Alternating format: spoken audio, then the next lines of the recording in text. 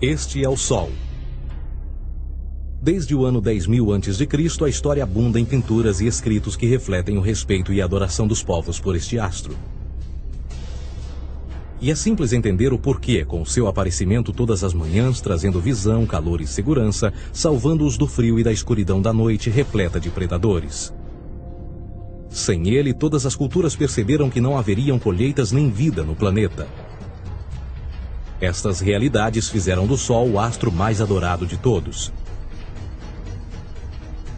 Todavia, muitos estavam atentos também às estrelas. As estrelas formavam padrões que lhes permitiam reconhecer e antecipar eventos que ocorrem de tempos em tempos, tais como eclipses e luas cheias. Eles catalogaram grupos celestiais daquilo que conhecemos hoje como constelações. Esta é a Cruz do Zodíaco, uma das mais antigas imagens na história da humanidade. Ela representa o trajeto do Sol através das 12 maiores constelações no decorrer de um ano. Ela também representa os 12 meses do ano, as 4 estações, solstícios e equinócios. O termo zodíaco está relacionado com o fato das constelações serem antropomorfismos ou personificações, como pessoas ou animais. Por outras palavras, as primeiras civilizações não só seguiam o Sol e as estrelas, como também as personificavam através de mitos que envolviam seus movimentos e relações. O Sol, com seu poder de dar vida e de salvar, também foram personificados como se representasse um Criador ou um Deus. Deus Sol, a luz do mundo, o Salvador da humanidade. Igualmente, as 12 constelações representaram lugares de viagem para o Deus Sol e foram nomeados por elementos da natureza que aconteciam nesses períodos de tempo. Por exemplo, Aquários, o portador da água que traz as chuvas da primavera. Este é Horus. Ele é o Deus Sol do Egito de 3.000 a.C. Ele é o Sol antropomorfizado e a sua vida é uma série de mitos alegóricos que envolvem o movimento do Sol no céu. Dos antigos hieróglifos egípcios conheceu-se muito sobre esse Messias solar.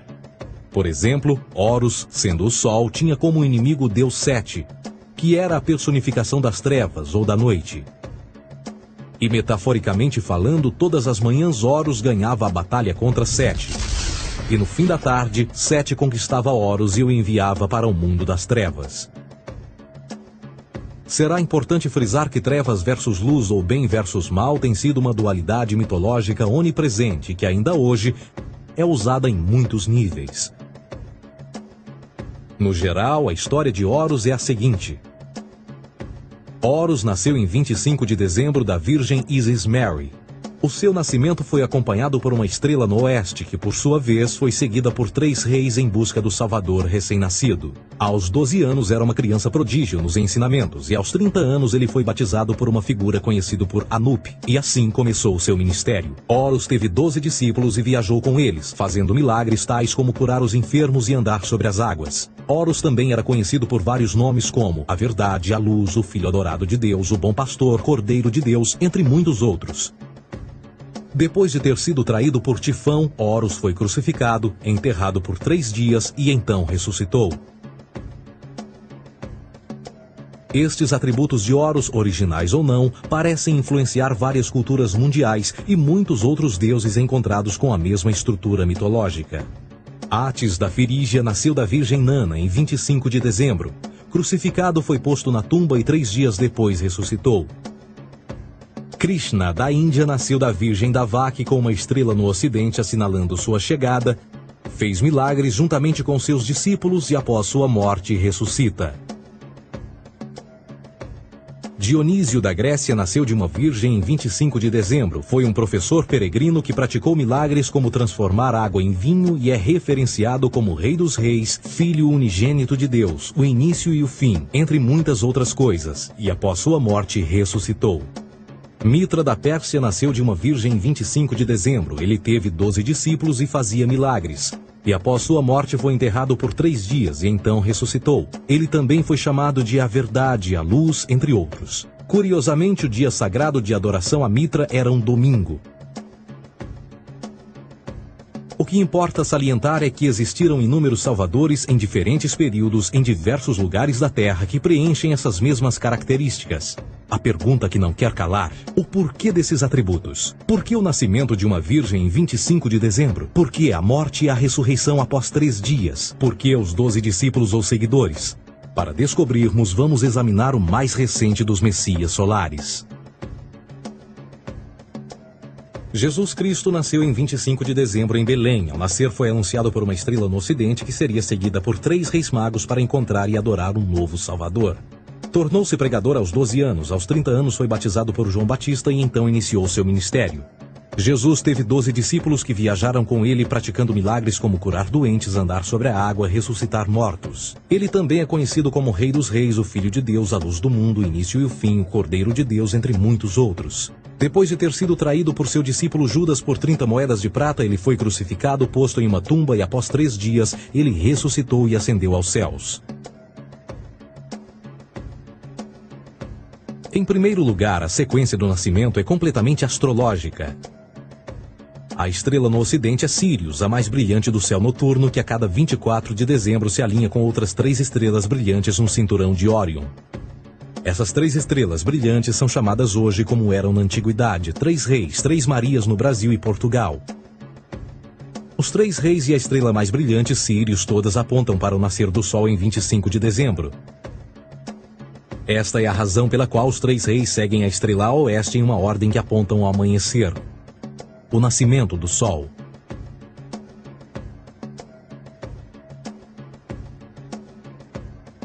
A Virgem Maria é a constelação de Virgo, também conhecida como Virgo, a Virgem. Virgo em latim significa virgem.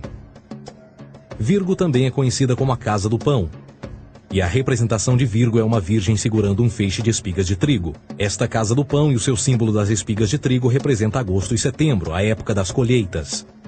Por sua vez, Belém é a tradução ao pé da letra de a Casa do Pão. Belém também é a referência à constelação de Virgem, um lugar no céu, não na terra. Existe outro fenômeno muito interessante que ocorre em 25 de dezembro, é o solstício de inverno. Do solstício de verão ao solstício de inverno, os dias se tornam mais curtos e frios. Da perspectiva de quem está no hemisfério norte, o sol parece se mover para o sul, ficar menor e mais fraco. O encurtamento dos dias e o fim das colheitas conforme se aproxima o solstício de inverno, simbolizando o processo de morte. Era a morte do sol. Pelo 22º dia de dezembro, o falecimento estava completamente realizado e faz com que atinja seu ponto mais baixo no céu. Aqui algo curioso acontece. O Sol para de se mover por 3 dias. Durante estes 3 dias, o Sol fica pelas redondezas da constelação do Cruzeiro do Sul, ou Alfa Crucis.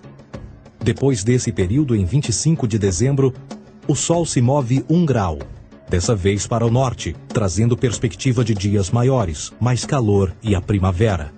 E assim se diz: o Sol morreu na cruz, ficou morto por 3 dias, apenas para ressuscitar ou nascer mais uma vez. Esta é a razão pela qual Jesus e muitos outros deuses solares compartilham da ideia de crucificação, morte por 3 dias e o conceito da ressurreição.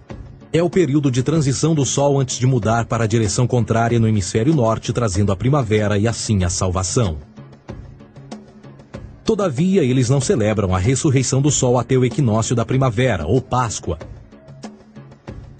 Isto é porque no equinócio da primavera o Sol domina oficialmente o mal, as trevas, assim como o período diurno se torna maior que o noturno. E o revitalizar da vida na primavera emerge. Agora, provavelmente, a analogia mais óbvia de todas neste simbolismo astrológico são os 12 discípulos de Jesus. Eles são simplesmente as 12 constelações do zodíaco com que Jesus, sendo o Sol, viaja.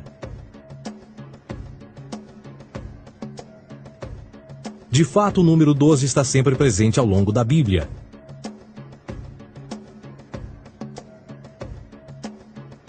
Voltando à cruz do zodíaco, o elemento figurativo da vida é o Sol. Isto não é uma mera representação artística ou ferramenta para seguir os movimentos do Sol. Era também um símbolo espiritual pagão. Uma logografia similar a isto. Isto não é um símbolo do cristianismo. É uma adaptação pagã da cruz do zodíaco.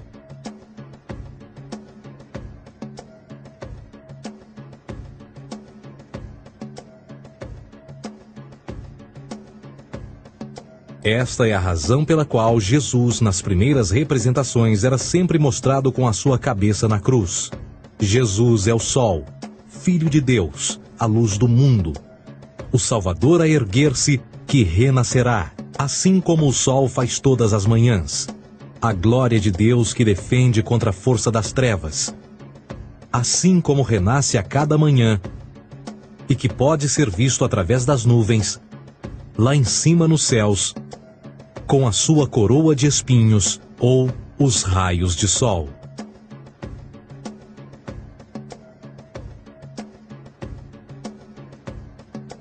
Agora, nas muitas referências astrológicas ou astronômicas na Bíblia, uma das mais importantes tem a ver com o conceito de eras. Através das Escrituras há inúmeras referências a essa era. Para compreender isto, precisamos primeiro estar familiarizados com o fenômeno da precessão dos equinócios. Os antigos egípcios, assim como outras culturas antes deles, reconheceram que aproximadamente de 2150 em 2150 anos, o nascer do Sol durante o equinócio de primavera ocorria num diferente signo do zodíaco. Isto tem a ver com a lenta oscilação angular que a Terra tem quando roda sobre o seu eixo. É chamado de precessão porque as constelações vão para trás, em vez de permanecerem no seu ciclo anual normal. O tempo que demora cada precessão através dos 12 signos é de 25.765 anos. Este ciclo completo é chamado também de Grande Ano, e algumas civilizações ancestrais sabiam disso. Referiam-se a cada ciclo 2.150 anos como Era. De 4.300 a.C. a 2.150 a.C. foi a Era de Touro. De 2.150 a.C. a 1 d.C. foi a Era de Áries. E de 1 d.C. a 2.150 d.C. é a Era de Peixes, a era que permanecemos nos dias de hoje. E por volta de 2150 entraremos na nova era, a Era de Aquários.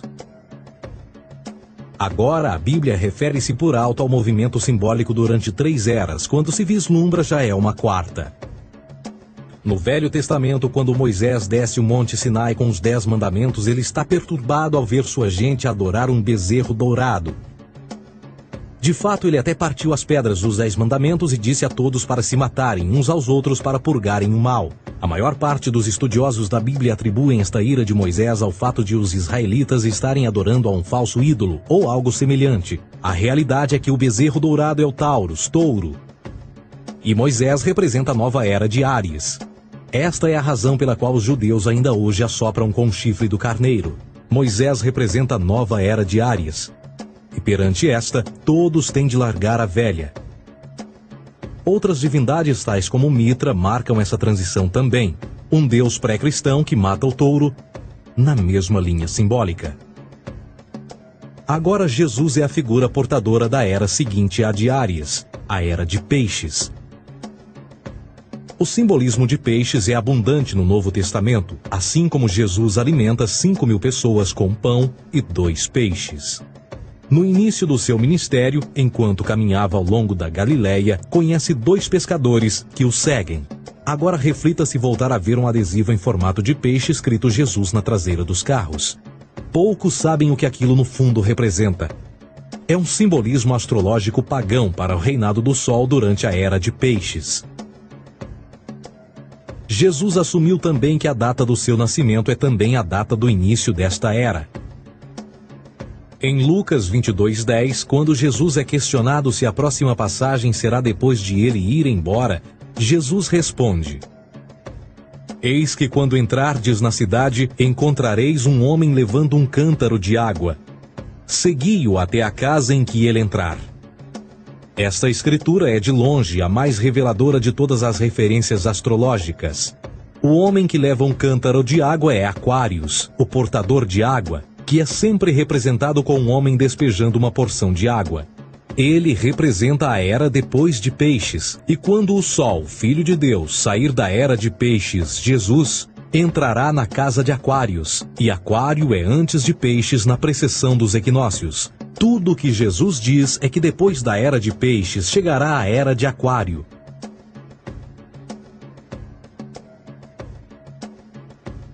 Agora todos já ouvimos falar sobre o fim do mundo.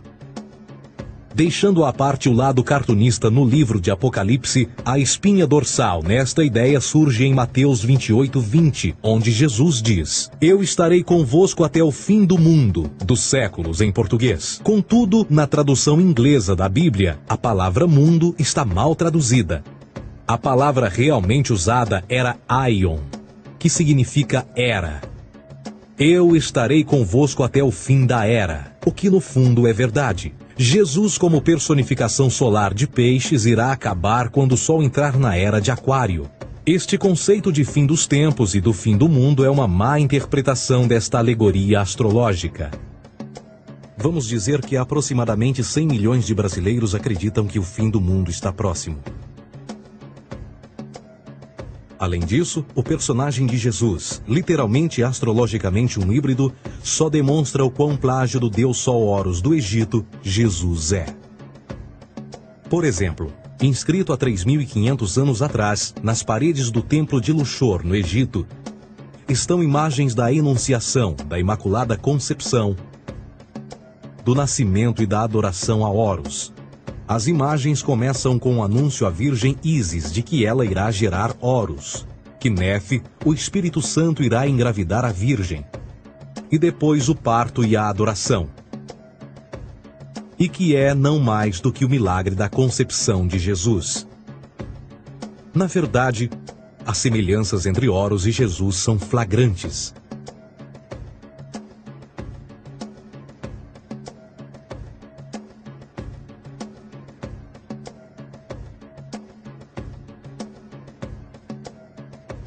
E o plágio continua. A história de Noé e da sua arca é tirada diretamente das tradições. O conceito de dilúvio é presente em todas as antigas civilizações, em mais de 200 diferentes citações em diferentes períodos e tempos. Contudo, não será preciso ir muito além da fonte pré-cristã para encontrar a epopeia de Gilgamesh, escrita em 2600 a.C. Esta história fala sobre grandes inundações ordenadas por Deus, uma arca com animais salvos e até mesmo o libertário retornar da pomba, entram em concordância com a história bíblica, entre muitas outras semelhanças. E depois há a história plagiada de Moisés. Sobre o nascimento de Moisés, disse que ele foi colocado numa cesta de cana e lançado ao rio para evitar um infanticídio. Ele foi mais tarde salvo pela filha de um rei e criado por ela como um príncipe. Esta história do bebê numa cesta foi retirada do mito de Sargão de Acade por volta de 2250 a.C. Depois de nascer, Sargão foi posto numa cesta de rede para evitar um infanticídio e lançado ao rio. Foi depois salvo e criado por Aqui, uma esposa da realeza Acádia. Além disso, Moisés é conhecido como legislador, portador dos 10 mandamentos e da lei mosaica. Contudo, a ideia de a lei ser passada de um deus para um profeta numa montanha é também antiga. Moisés é somente um legislador numa longa linha de legisladores na história mitológica. Na Índia, Manou foi o grande legislador. Na ilha de Creta, Minos ascendeu ao monte Ida, onde Zeus lhe deu as leis sagradas. Enquanto que no Egito, Moisés tinha nas suas pedras tudo o que Deus lhe disse. E no que diz respeito a estes 10 mandamentos, foram retiradas a papel químico do feitiço 125 do Livro dos Mortos do Antigo Egito. O que é que o Livro dos Mortos dizia? Eu nunca roubei, tornou-se tu nunca roubarás. Eu nunca matei, tornou-se nunca matarás. Eu nunca menti, tornou-se nunca levantarás falsos testemunhos, e por aí adiante. A religião egípcia é, no fundo, a base fundamental para a teologia judaico-cristã. Batismo, vida após a morte, julgamento final, imaculada concepção, ressurreição, crucificação, a arca da aliança, circuncisão, salvadores, comunhão sagrada, dilúvio, Páscoa, Natal, a passagem e muitas outras coisas e atributos são ideias egípcias, nascidas muito antes do cristianismo ou judaísmo. Justin Martyr, um dos primeiros historiadores e defensores cristãos, escreveu: quando nós, cristãos, dizemos que Jesus Cristo, nosso Mestre, foi produzido sem união sexual, morreu e ressuscitou e ascendeu aos céus, nós não propomos nada de muito diferente do que aqueles que propõem e acreditam tal como nós, nos filhos de Júpiter. Numa escrita diferente, Justin Martyr diz: ele nasceu de uma virgem. Aceite isto em comum com o que você acredita dos Perseus. É óbvio que Justin e outros cristãos cedo souberam como o cristianismo era semelhante a outras religiões pagãs. Contudo, Justin tinha uma solução. Para além de tudo o que sabemos, o diabo era em quem mandava. O diabo teve a ambição de chegar primeiro que o Cristo e criou essas características para o mundo pagão. Fundamentalist Christianity, fascinating. These people actually believe the world is 12,000 years old. Swear to God. I actually asked one of these guys, okay, dinosaur fossils. He says, dinosaur fossils? God put those here to test our faith.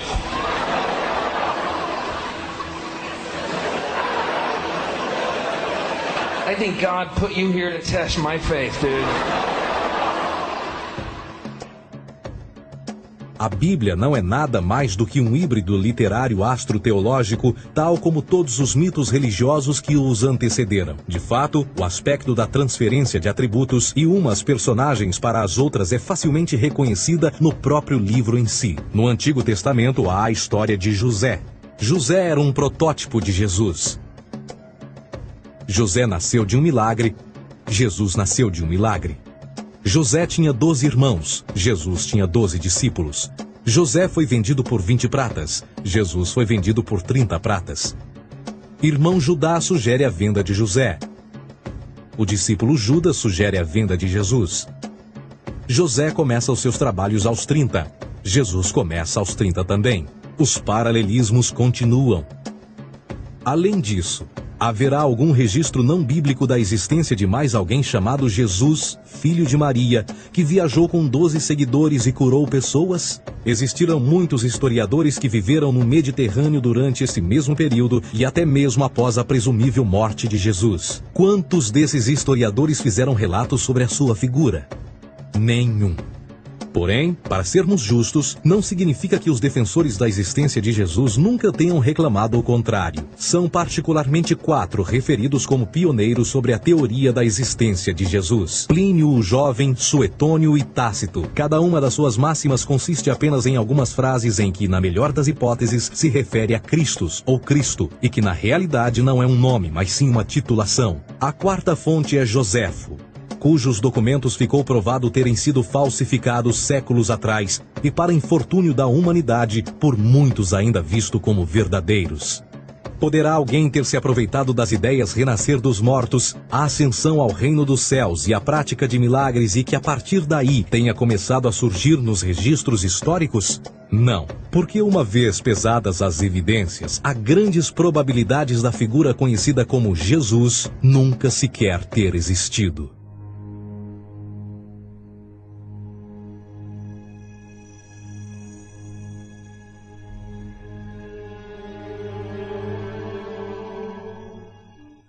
We don't want to be unkind, but we want to be factual. We don't want to cause hurt feelings, but we want to be academically correct in what we understand and know to be true. Christianity just is not based on truth. We find that Christianity was in fact nothing more than a Roman story, developed politically. A realidade consiste em que Jesus foi a divindade solar do setor gnosticista cristão e, tal como outros deuses pagãos, era uma figura mítica. Foi sempre o poder político que procurou monopolizar a figura de Jesus para controle social. Por volta de 325 d.C., em Roma, o imperador Constantino reuniu o Concílio Ecumênico de Niceia e foi durante esta reunião que as doutrinas políticas com motivação cristã foram estabelecidas e assim começou uma longa história de derramamento de sangue e fraude espiritual. E nos 1600 anos que se seguiram, o Vaticano dominou politicamente e com mão de ferro toda a Europa, conduzindo-a a um período de obscurantismo, onde o conhecimento era apenas um privilégio da Igreja, as Cruzadas e a Santa Inquisição. O cristianismo, bem como todas as crenças teístas, são a fraude desta era. Serviu para afastar os seres humanos do seu meio natural e da mesma maneira uns dos outros. Sustenta a submissão cega do ser humano à autoridade. Reduz a responsabilidade humana sob a premissa de que Deus controla tudo e que, por sua vez, os crimes mais terríveis podem ser justificados em nome da perseguição divina. E o mais importante, dá o poder àqueles que sabem a verdade e usam o mito para manipular e controlar sociedades. O mito religioso é o mais poderoso dispositivo já criado e serve como base psicológica para que outros mitos floresçam ou justifiquem.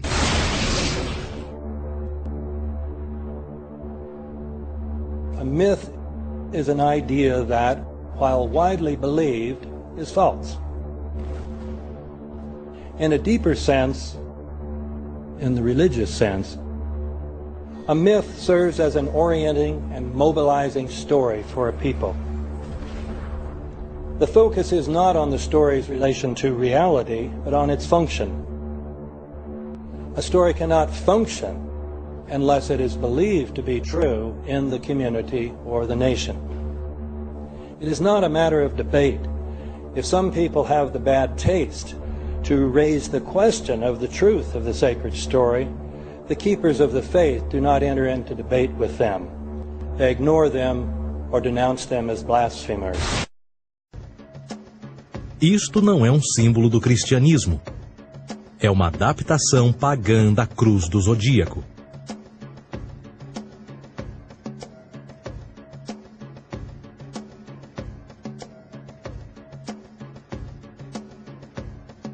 Esta é a razão pela qual Jesus, nas primeiras representações, era sempre mostrado com a sua cabeça na cruz.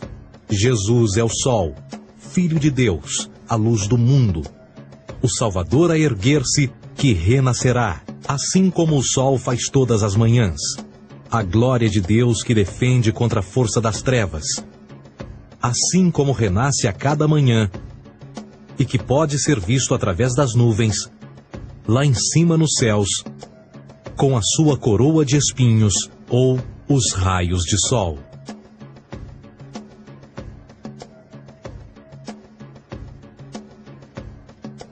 Agora, nas muitas referências astrológicas ou astronômicas na Bíblia, uma das mais importantes tem a ver com o conceito de eras.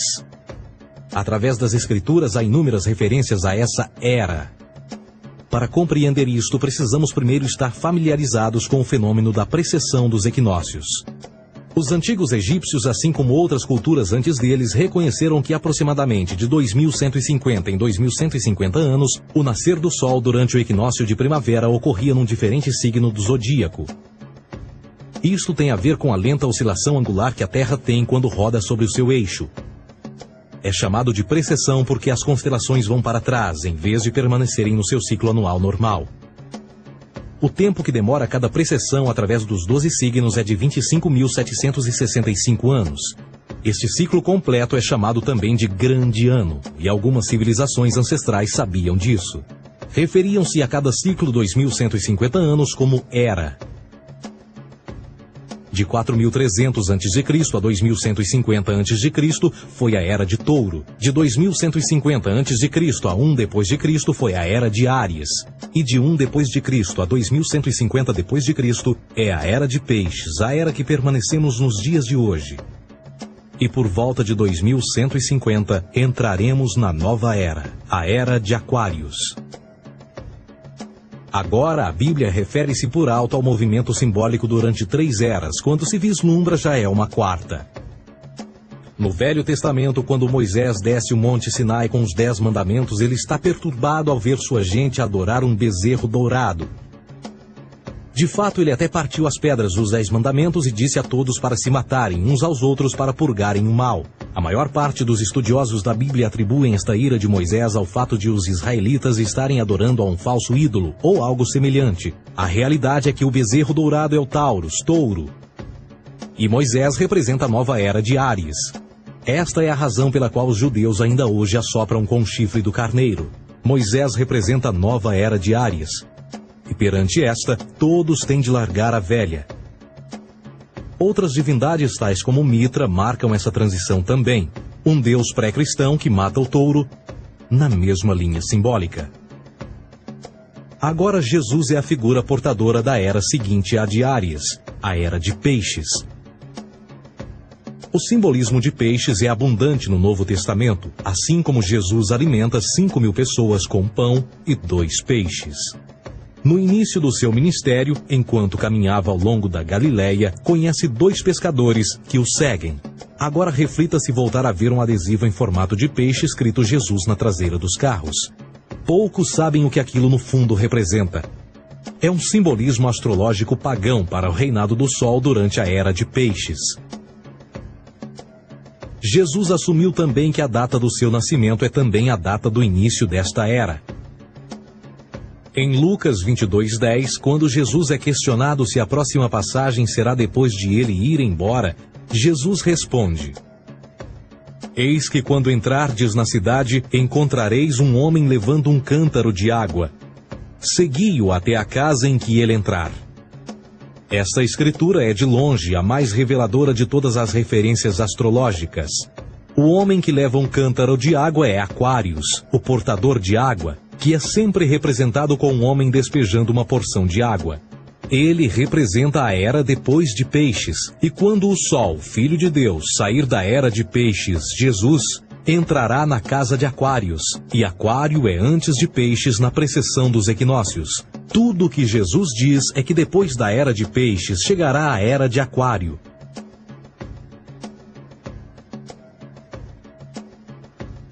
Agora todos já ouvimos falar sobre o fim do mundo.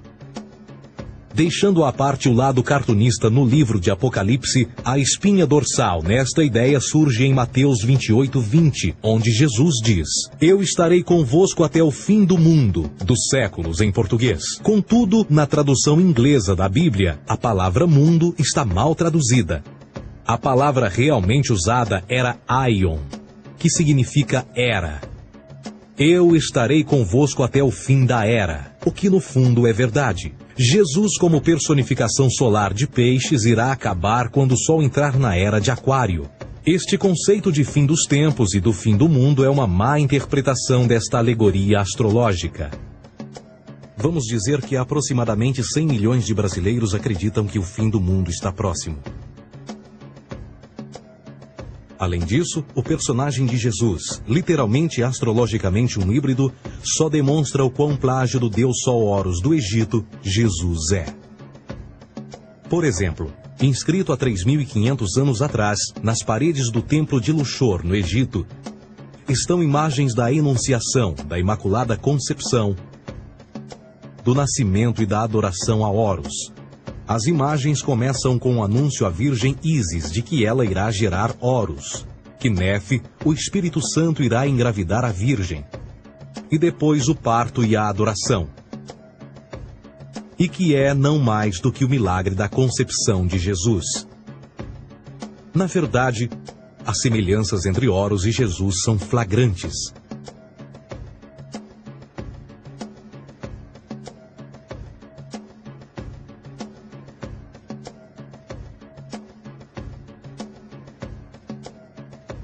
E o plágio continua. A história de Noé e da sua arca é tirada diretamente das tradições.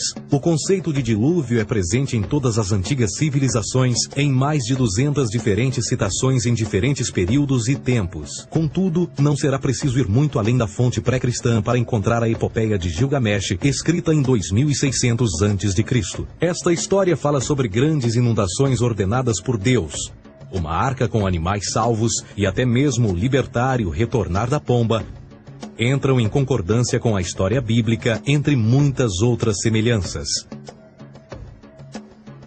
E depois há a história plagiada de Moisés, sobre o nascimento de Moisés. Disse que ele foi colocado numa cesta de cana e lançado ao rio para evitar um infanticídio.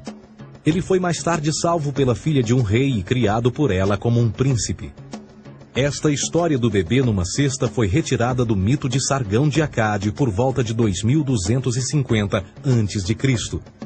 Depois de nascer, Sargão foi posto numa cesta de rede para evitar um infanticídio e lançado ao rio. Foi depois salvo e criado por Aqui, uma esposa da realeza Acádia. Além disso, Moisés é conhecido como legislador, portador dos 10 mandamentos e da lei mosaica. Contudo, a ideia de a lei ser passada de um Deus para um profeta numa montanha é também antiga. Moisés é somente um legislador numa longa linha de legisladores na história mitológica. Na Índia, Manou foi o grande legislador. Na ilha de Creta, Minos ascendeu ao monte Ida, onde Zeus lhe deu as leis sagradas. Enquanto que no Egito, Moisés tinha nas suas pedras tudo o que Deus lhe disse. E no que diz respeito a estes 10 mandamentos, foram retiradas a papel químico do feitiço 125 do Livro dos Mortos do Antigo Egito. O que é que o Livro dos Mortos dizia? Eu nunca roubei, tornou-se tu nunca roubarás. Eu nunca matei, tornou-se nunca matarás. Eu nunca menti, tornou-se nunca levantarás falsos testemunhos. E por aí adiante. A religião egípcia é, no fundo, a base fundamental para a teologia judaico-cristã. Batismo, vida após a morte, julgamento final, imaculada concepção, ressurreição, crucificação, a arca da aliança, circuncisão, salvadores, comunhão sagrada, dilúvio, Páscoa, Natal, a passagem e muitas outras coisas e atributos são ideias egípcias, nascidas muito antes do cristianismo ou judaísmo. Justin Martyr, um dos primeiros historiadores e defensores cristãos, escreveu: quando nós, cristãos, dizemos que Jesus Cristo, nosso Mestre, foi produzido sem união sexual, morreu e ressuscitou e ascendeu aos céus, nós não propomos nada de muito diferente do que aqueles que propõem e acreditam tal como nós, nos filhos de Júpiter. Numa escrita diferente, Justin Martyr diz: ele nasceu de uma virgem. Aceite isto em comum com o que você acredita dos Perseus. É óbvio que Justin e outros cristãos cedo souberam como o cristianismo era semelhante a outras religiões pagãs. Contudo, Justin tinha uma solução. Para além de tudo o que sabemos, o diabo era em quem mandava. O diabo teve a ambição de chegar primeiro que o Cristo e criou essas características para o mundo pagão. Fundamentalist Christianity, fascinating. These people actually believe the world is 12,000 years old. Swear to God. I actually asked one of these guys, okay, dinosaur fossils. He says, dinosaur fossils? God put those here to test our faith.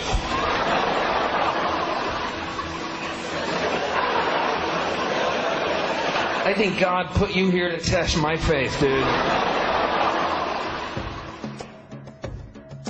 A Bíblia não é nada mais do que um híbrido literário astroteológico, tal como todos os mitos religiosos que os antecederam. De fato, o aspecto da transferência de atributos e umas personagens para as outras é facilmente reconhecida no próprio livro em si. No Antigo Testamento há a história de José.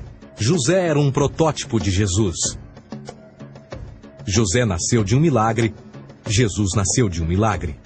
José tinha 12 irmãos, Jesus tinha 12 discípulos.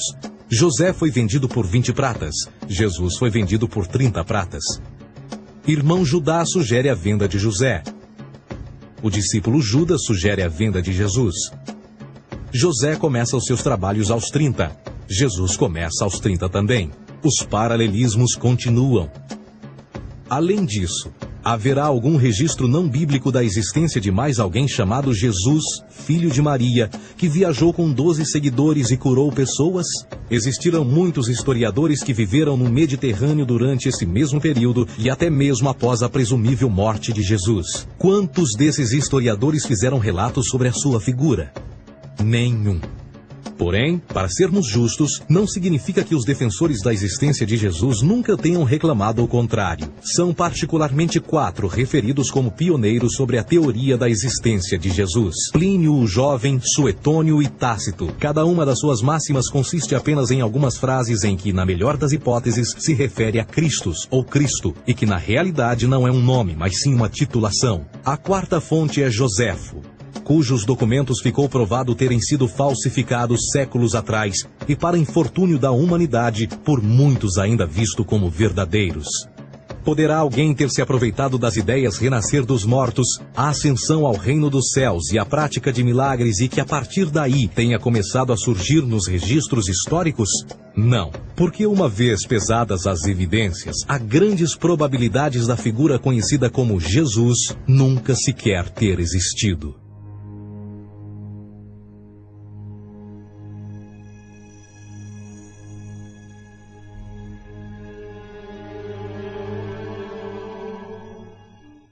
We don't want to be unkind, but we want to be factual.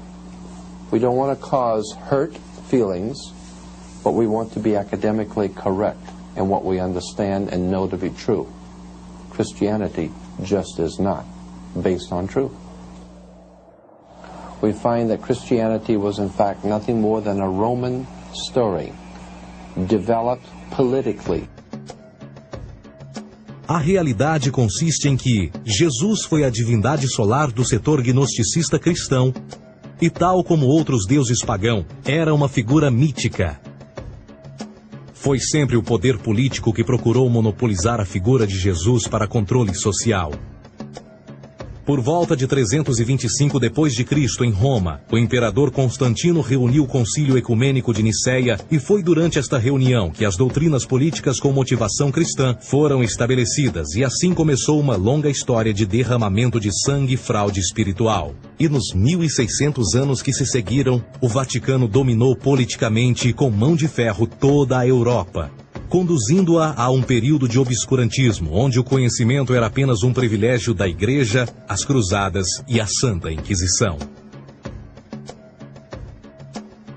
O cristianismo, bem como todas as crenças teístas, são a fraude desta era. Serviu para afastar os seres humanos do seu meio natural e da mesma maneira uns dos outros. Sustenta a submissão cega do ser humano à autoridade. Reduz a responsabilidade humana sob a premissa de que Deus controla tudo e que, por sua vez, os crimes mais terríveis podem ser justificados em nome da perseguição divina.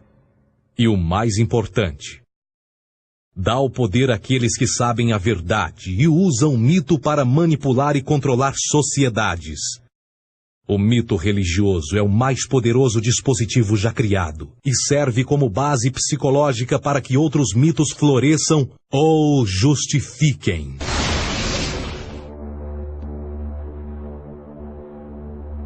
A myth is an idea that, while widely believed, is false. In a deeper sense, in the religious sense, a myth serves as an orienting and mobilizing story for a people. The focus is not on the story's relation to reality, but on its function.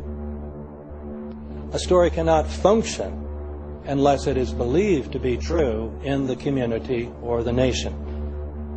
It is not a matter of debate. If some people have the bad taste to raise the question of the truth of the sacred story, the keepers of the faith do not enter into debate with them. They ignore them or denounce them as blasphemers.